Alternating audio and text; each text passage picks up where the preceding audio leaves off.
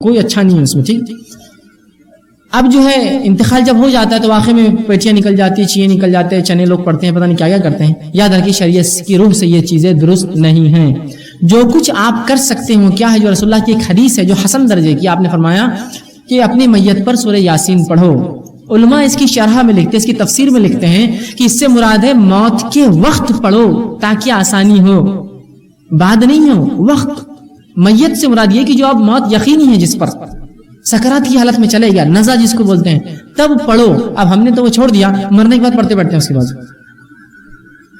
ہے نا. اور بہت سی بار لوگ قبرستانوں میں سورہ یاسین پڑھتے ہیں. سورہ یاسین یاد رکھیے, سورہ یاسین قرآن کی ایک ایسی سورت ہے جس میں اللہ فرماتا ہے, ہم کس کے لیے پڑھتے ہیں سورہ یاسین؟ بالخصوص میت کے لیے. قرآن کیا کہتا ہے دیکھیں, سورہ یاسین میں کہا لمن کان حیا, اے نبی اس سورت سے زندوں کو ڈرا دو.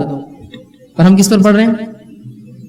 سورت کیا کری؟ لمن کان حیا, اپنے اطراف کے زندوں کو ڈرا دو اس سورت سے, سورہ یاسین سے. ہم مردوں میں پڑھتے ہیں اس کو. یہاں مراد ہے جو مر رہا ہے, مرنے کی قریب ہے, نظام ہے, پڑھنا چاہیے. تو قرآن کا بس یہ اتنا حصہ موت کے وقت پڑھا جا سکتا ہے. لیکن اس کے بعد لوگ پاری ختم کرو بولتے ہیں, اور 100 200 50 قرآن 100 قرآن ایصال کر دیتے ہیں اٹھا کے. انشاءاللہ ایصال ثواب ایک تفصیلی گفتگو انشاءاللہ ہوں گی آپ کے سامنے, پورا عنوان ہے ایصال ثواب, اس میں یہ باتیں آئیں گی. بہرحال آپ جب سوال کر سکتے ہیں تو بہرحال یہ درست نہیں ہے. اسی طرح بیجے نکالتے, بیج ہوتے بہت سے لوگ بھر کے رکھتے ہیں اور اس کو پڑھتے ہیں.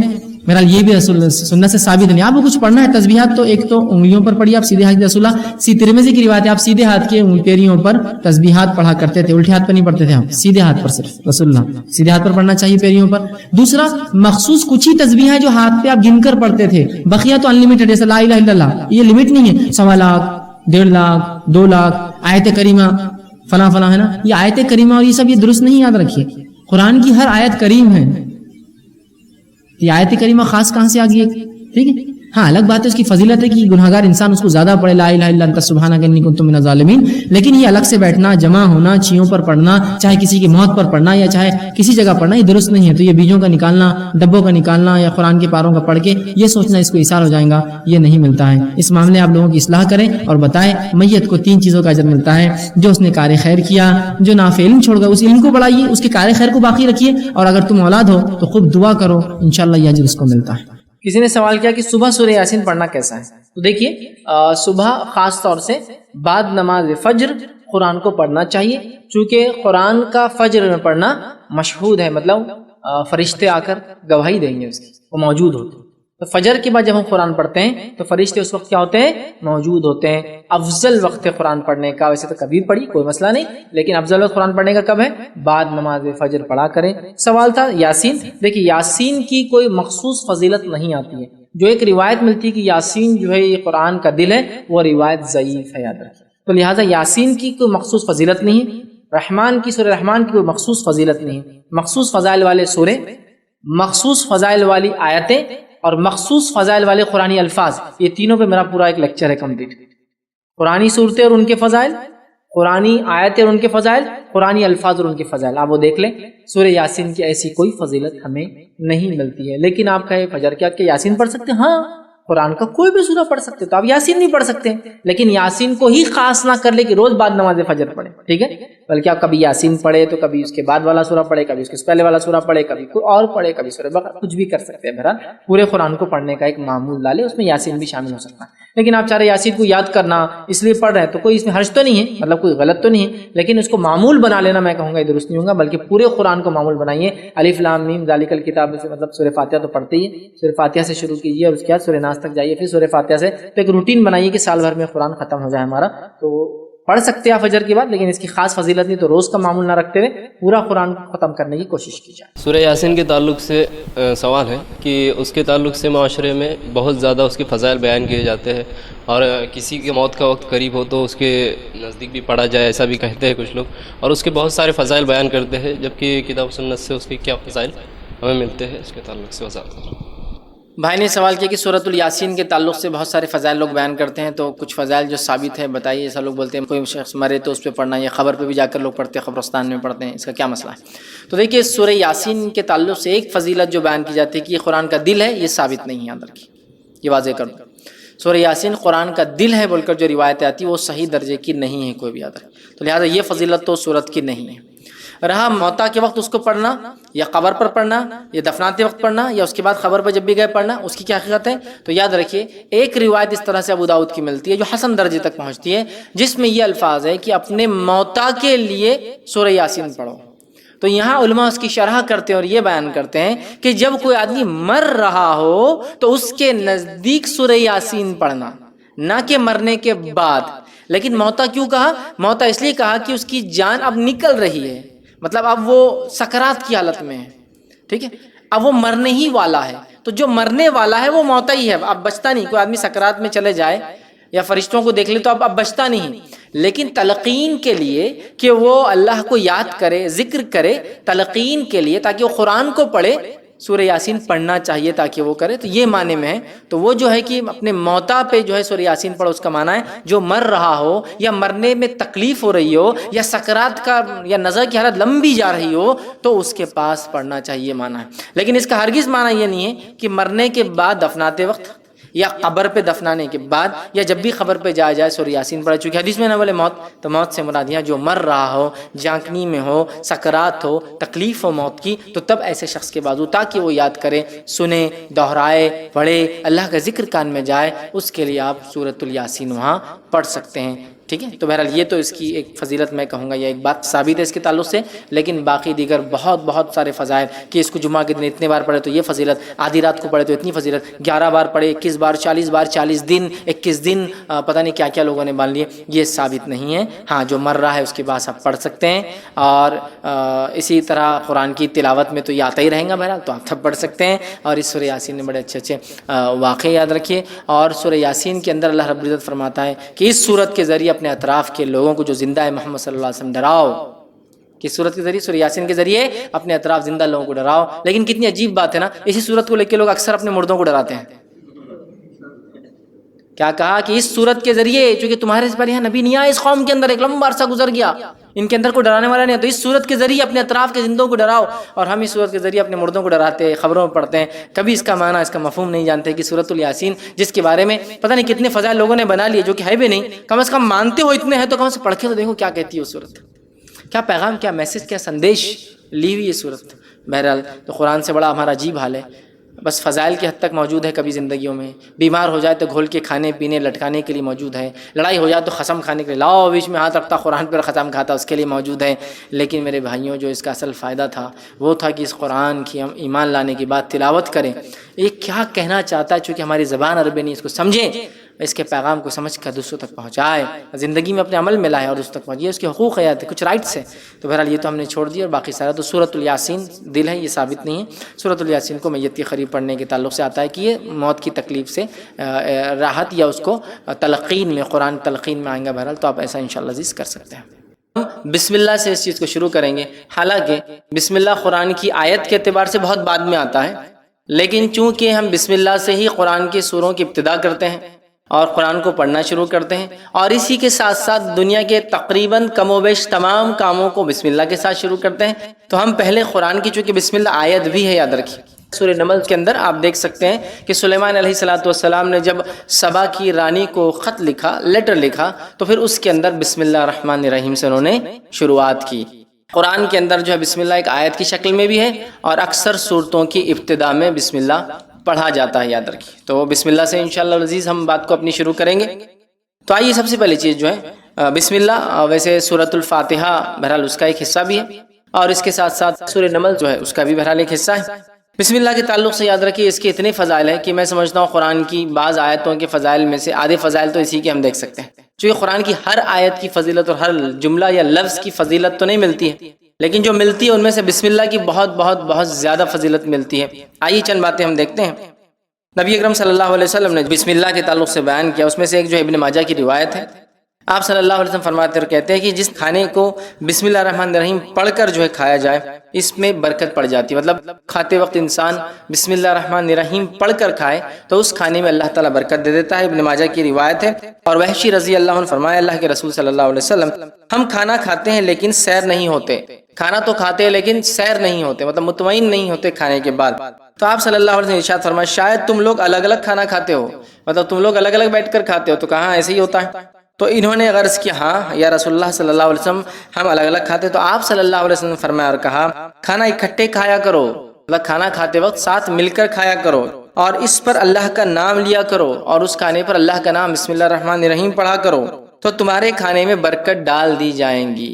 تو تمہارے کھانے میں برکت ڈال دی جاتی ہے. تو لہٰذا ہم اگر کھانا کھاتے ہیں تو کوشش کریں کہ ساتھ کھائیں، مل کر کھائیں، اور مل کر کھانے کے ساتھ ساتھ جو ہے جب بسم اللہ پڑھیں گے ہم تو اللہ تعالیٰ برکت ڈال دیں گا. اور ہم جب کھائیں گے تو سیر ہو کر، مطلب مطمئن ہوں گے کھانے کے بعد.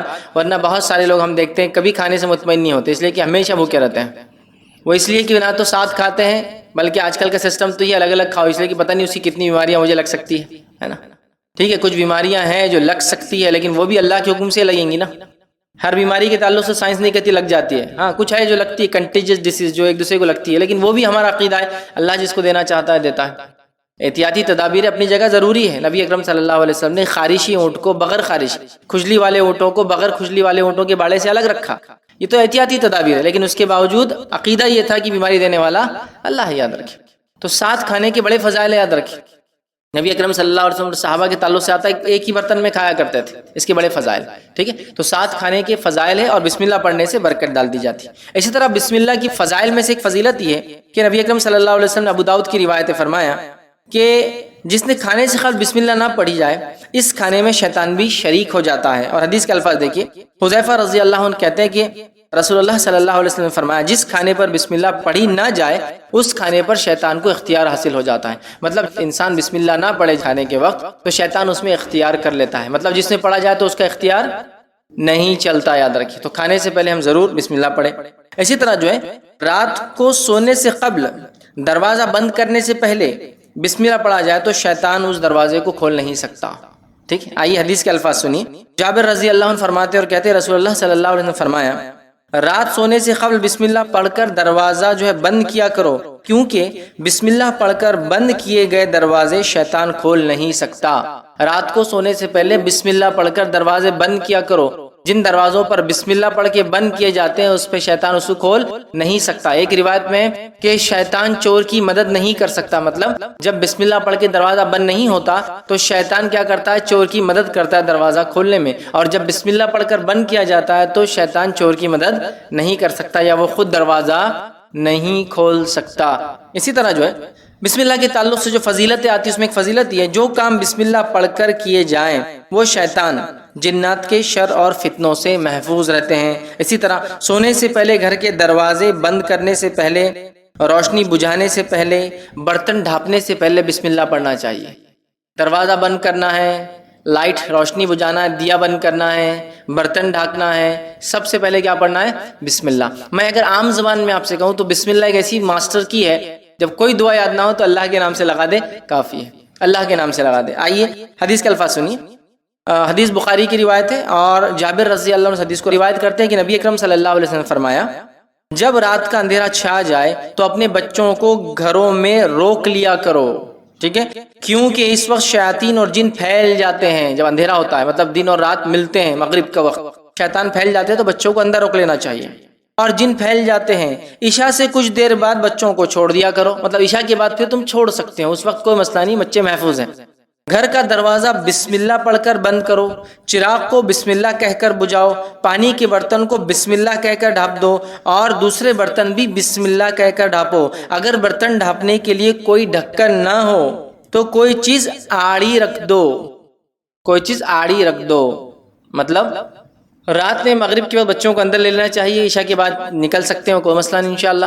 جب دروازہ بند کرے تو بسم اللہ پڑھ کر بند کرنا چاہیے. دیا بجھائے یا لائٹ بند کرے تو بسم اللہ پڑھ کر بند کرنا چاہیے. اسی طرح آپ فرما رہے پانی کا اگر کوئی برتن ڈھانکنا ہے تو بسم اللہ پڑھ کے ڈھانکنا چاہیے. اسی طرح فرما رہے کوئی برتن کھلا ہو تو اسے ڈھانکو تو بسم اللہ کہہ کر ڈھانکو. اور اگر ڈھکن نہ ملے تو، کور نہ ملے تو کوئی چیز آڑی تو بھی رکھ دو کم از کم.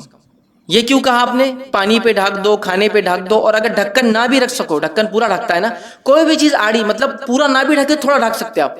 مثال کے طور پر پلیٹ نہیں ملی، ڈھکن نہیں ملا، اب جو چیز ہے برتن وہ آدھا ڈھک سکتا ہے تو اتنا ڈھک دو. اس لیے کہ حدیث میں الفاظ کیا معلوم؟ حدیث میں الفاظ ہے جب انسان کھانے کو رات میں کھلا چھوڑتا ہے تو اس میں بیماریاں نازل ہوتی ہیں. اب آپ کہیں گے بیماریاں نازل ہوتی ہے تو پھر پورا ڈھکن ڈھانپنے سے کیا اور آدھا ڈھانپنے سے بھی کیا؟ جراثیم، مائکروبس تو ایسے رہتے کہیں سے بھی گھس سکتے. یہ معاملہ غائب کا ہے. غائب کا ہے کہ اللہ کیسے ڈھکن ڈھانکنے سے یا کوئی چیز رکھ دینے سے اس بیماری کو دور کر دیتا ہے، اس تک نہیں پہنچنے دیتا. اس سے پتہ چلا بیماریاں نازل ہوتی ہے، آسمان سے اترتی ہے. سمجھ رہے آپ؟ کبھی انسانوں کو سزا کے طور پر اور کبھی آزمائشوں کے طور پر. سمجھ رہے بات؟ تو نازل ہوتی ہے تو ڈھانکنا چاہیے، رات میں ڈھانکنا. اور ڈھانکتے وقت کیا پڑھنا چاہیے؟ بسم اللہ. کوئی پوری چیز ڈھانکنے کو نہ ملے تو کم از کم جو ملے ڈھانک دو، چاہے آدھا پون پاؤ کچھ تو بھی ڈھک جائے. اس لیے کہ جب کوئی چیز ڈھکی ہوتی ہے تو بیماری نازل نہیں ہوتی، نازل ہوتی ہے اللہ کی طرف سے ہوتی ہے. یہ کیسے ہوتا ہے واللہ عالم، یہ غائب کا معاملہ ہے. لیکن حدیث میں آ گیا، ہم نے مان لیا اس کو. تو آپ کچھ بھی کرنا ہے، دروازہ بند کر رہے بسم اللہ، کھانا کھا رہے بسم اللہ، ہاں لائٹ بند کر رہے بسم اللہ، چراغ بجھا رہے بسم اللہ، کھانے پہ ڈھانپ رہے بسم اللہ، پانی پہ ڈھانک رہے بسم اللہ، ہے نا. آپ دیکھیے، اور بسم اللہ اور بسم اللہ الرحمن الرحیم دونوں بھی پڑھ سکتے، کوئی مسئلہ نہیں. مطلب یاد رکھ، بسم اللہ کہہ کر بھی کر سکتے، بسم اللہ الرحمن الرحیم بھی پڑھ سکتے. علماء کے دونوں اقوال ہیں اس معاملے میں. مطلب اس سمجھ جو علماء کی دونوں ہے کہ دونوں بھی کیا جا سکتا. چونکہ اکثر بسم اللہ آتا ہے تو کچھ نے کہا صرف بسم اللہ پڑھنا ہے، اور کچھ نے کہا بسم اللہ آتا ہے مطلب بسم اللہ الرحمن الرحیم پورا پڑھنا ہے. جیسا قل هو اللہ احد پڑھ لیا کرو، مطلب قل هو اللہ احد اللہ الصمد لم یلد ولم یولد ولم یکن له کفوا احد، پورا سورہ مراد ہے. گھر سے نکلتے وقت بسم اللہ پڑھنے والے کی رہنمائی کی جاتی ہے. گھر سے نکلتے وقت بسم اللہ پڑھنے والے سے شیطان الگ ہو جاتا ہے. گھر سے نکل رہے تو بھی کیا پڑھ کے نکلیں گے؟ بسم اللہ. آئیے حدیث کے الفاظ، ابو داؤد کی روایت ہے. انس بن مالک رضی اللہ عنہ فرماتے ہیں رسول اللہ صلی اللہ علیہ وسلم فرمایا، جب آدمی اپنے گھر سے نکلتا ہے اور یہ دعا پڑھتا ہے بسم اللہ توکلت علی اللہ لا حول ولا قوت الا باللہ، جب یہ دعا پڑھ کے نکلتا ہے کہ اللہ کے نام سے نکلتا ہوں، اللہ پر بھروسہ کرتا ہوں، گناہ سے بچنے کی طاقت اور نیکی کے حصول کی قوت اللہ کی توفیق کے بغیر کسی میں نہیں. یہ اس کا ترجمہ تھا. جب یہ پڑھ کے نکلتا ہے اس وقت اس کے حق میں یہ بات کہی جاتی ہے، سارے کاموں میں تیری رہنمائی کی گئی، تو کفایت کیا گیا. سارے کاموں میں اب جو تو گھر سے نکل کے کرے گا تیری رہنمائی کی گئی، تو کفایت، تیرے لیے یہ چیز، یہ دعا کافی ہو گئی، کفایت کر گئی. ہر طرح کی برائی اور خسارے سے تو بچا لیا گیا.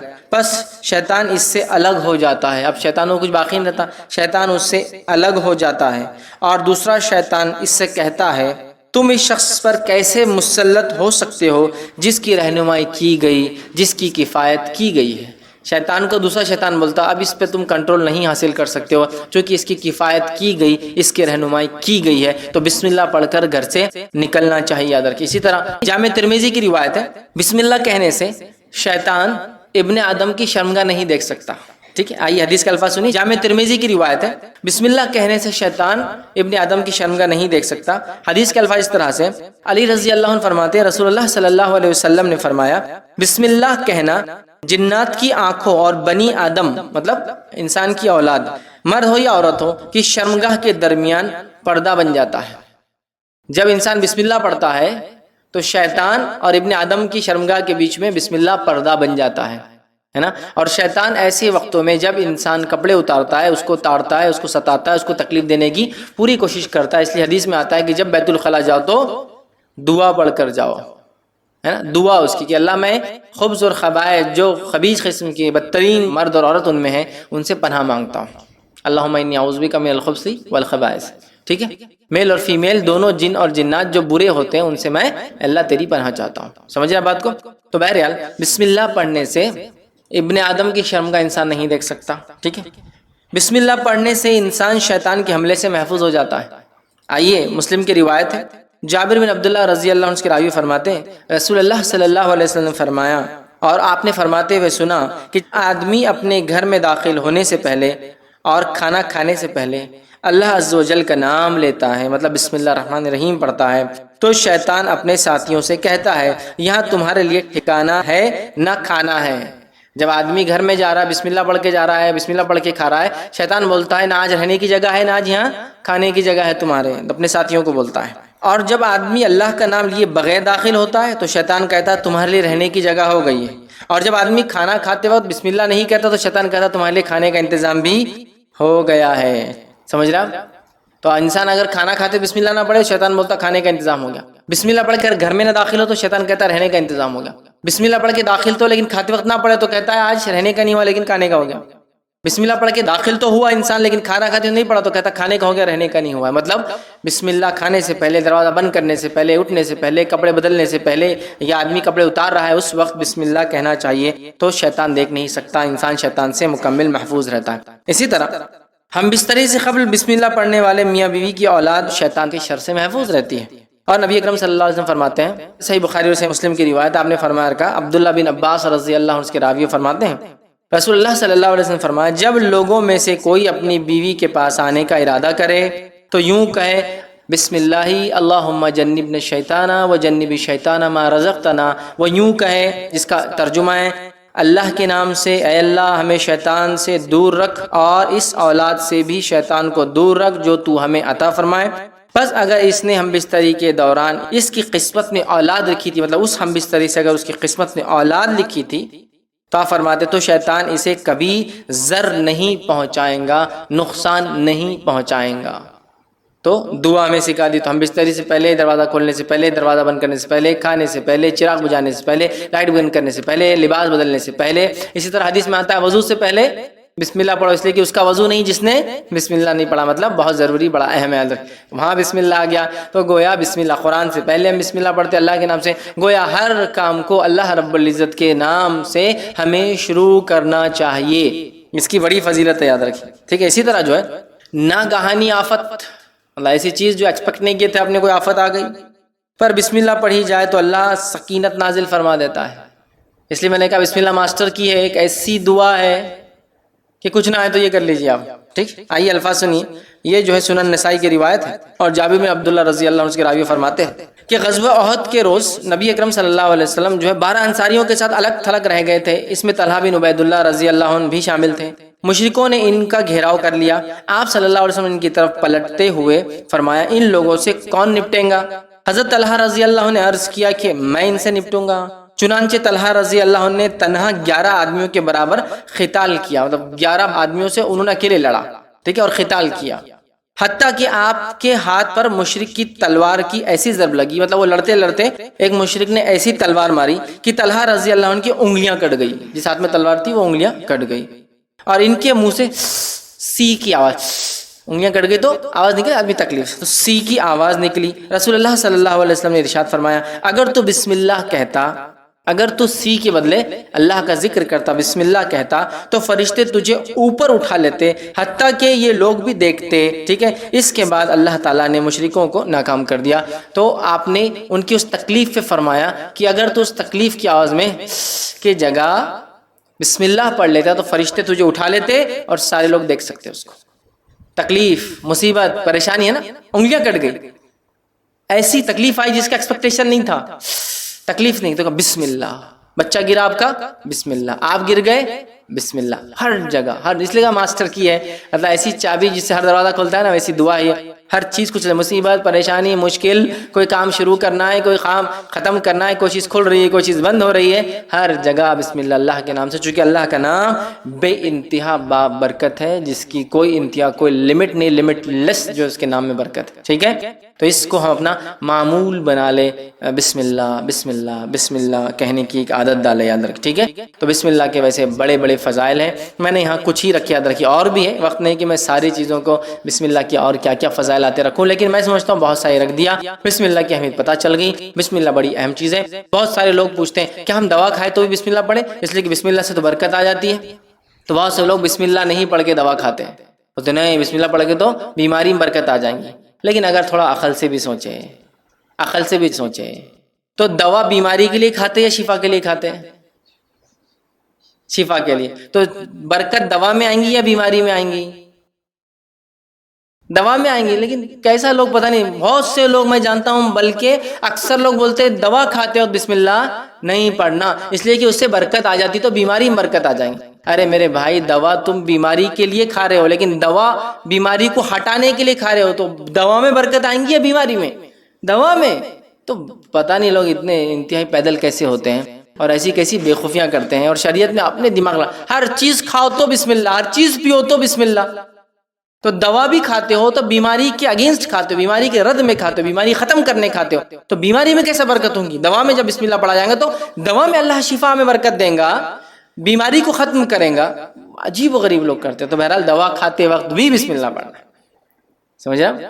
اس لیے کہ اللہ کا نام بے انتہا بابرکت ہے، اور ہو سکتا ہے بڑی معمولی دوا بھی اللہ کے نام سے کھائی جائے تو انسان شفایاب ہو جائے، چونکہ رب کا نام لیا، اور بڑی بھاری دوا بھی کھا لے رب کا نام نہ لیا تو شفا نہ نصیب ہو کبھی۔ ہوتا ہے ایسا، ٹھیک ہے۔ بسم اللہ کو اپنا ہم معمول بنا لیں ہر کام سے پہلے۔ جب بڑوں کو بچے بسم اللہ پڑھتے ہوئے دیکھیں گے تو انشاءاللہ وہ بھی اس کے عادی